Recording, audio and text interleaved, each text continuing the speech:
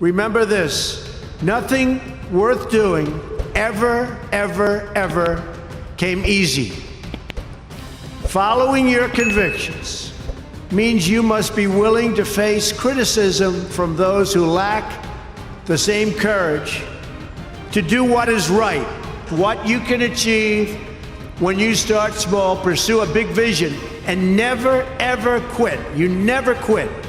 If I give you one message to hold in your hearts today, it's this: never ever give up. I've seen so many brilliant people, they gave up in life. They were totally brilliant, they were top of their class, they were the best students, they were the best of everything, they gave up. Always have the courage to be yourself. Most importantly, you have to do what you love. You have to do what you love. You have to do what you love, or you most likely won't be very successful at it.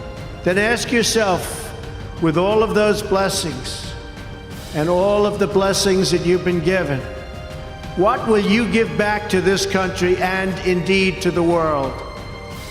What imprint will you leave in the sands of history? They know what is right, but they don't have the courage or the guts or the stamina to take it and to do it. It's called the road less traveled. Did we dare to defy expectations? Did we challenge accepted wisdom and take on established systems? Did we just go along with convention, swim downstream so easily with the current, and just give in because it was the easy way, it was the traditional way, or it was the accepted way? No doubt many people told him his vision wasn't possible, and I am sure they continued to say that so long after he started, at the beginning with just 154 students. Now you must go forth into the world and turn your hopes and dreams into action.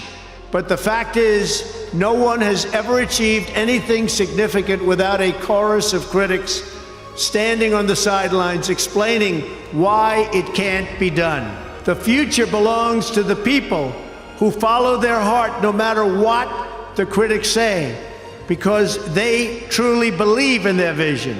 Nothing is easier or more pathetic than being a critic, because they're people that can't get the job done. But the future belongs to the dreamers, not to the critics. Go back home and tell Mom, Dad, I can do it. I can do it. I will do it. You're going to be successful. There'll be times in your life you'll want to quit, you'll want to go home.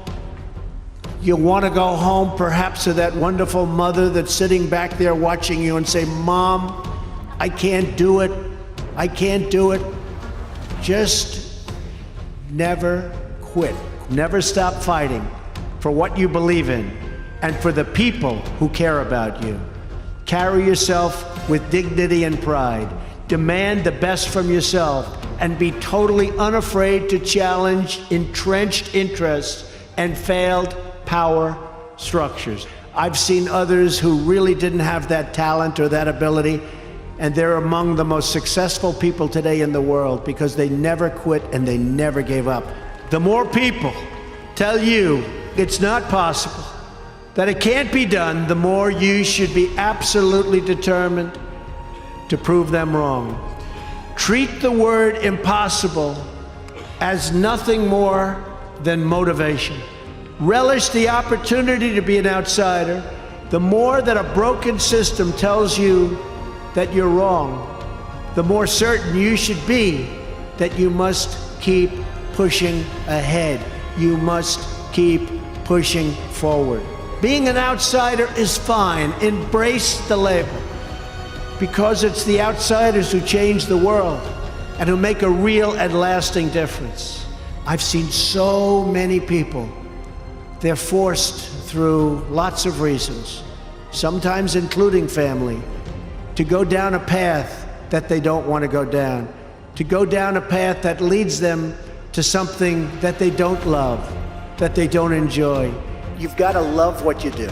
And I've seen so many instances where people with great talent went into things that they didn't love, and they failed.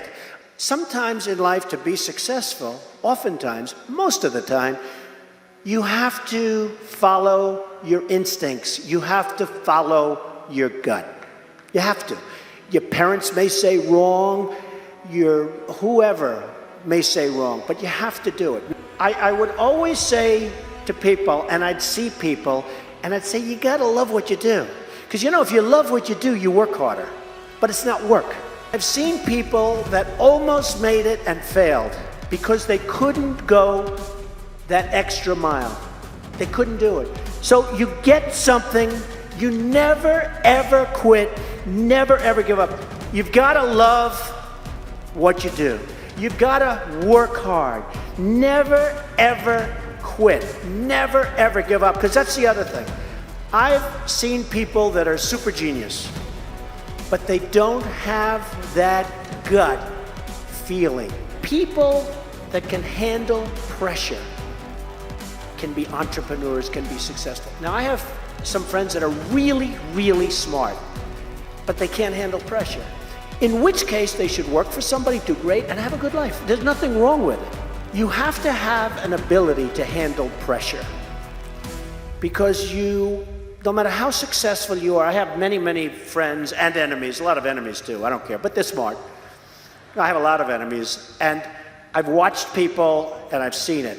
One of the things I tell people about pressure is, you know what, they said, how do you handle pressure? Who's had more pressure than me? Have I had pressure over the years? And you know, you have to remember, it doesn't matter. God matters, your family matters. It doesn't matter. And if you say it, I have some people, they say, I've got to be successful. I've got to be. They'll never be successful. It's too crazy. You've got to be able to sort of say to yourself, nothing matters that much other than the real big deals with family, with your faith. Always have passion. You've got to have passion for your family, for your life, for your church, for whatever it is. You've got to have that passion. You've got to just love it. To be a winner, and you're all winners, you've got to think like a winner, and you are just thinking like a lot of beautiful winners. I do believe that people are lucky, and some people are luckier than others. I do believe that. But there's also an expression, the harder you work, the luckier you get.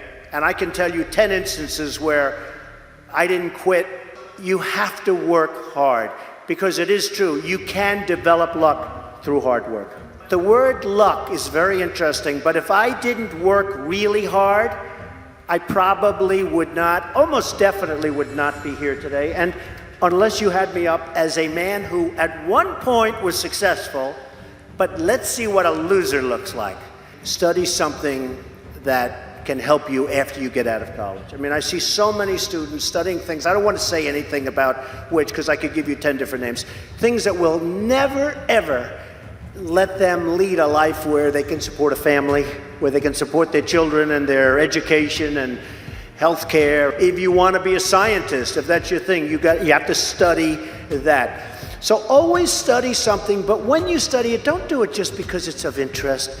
Do it because, remember, you'll be graduating in 2 years or 4 years or whatever it may be, and you want to use that as a base for a great life for you. I would always say, if you want to be a teacher, you study certain courses where you want to teach those particular courses.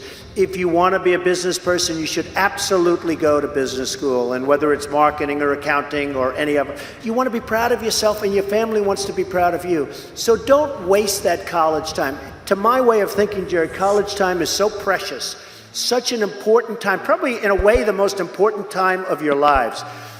Don't waste that period of time on studying things that just won't help you.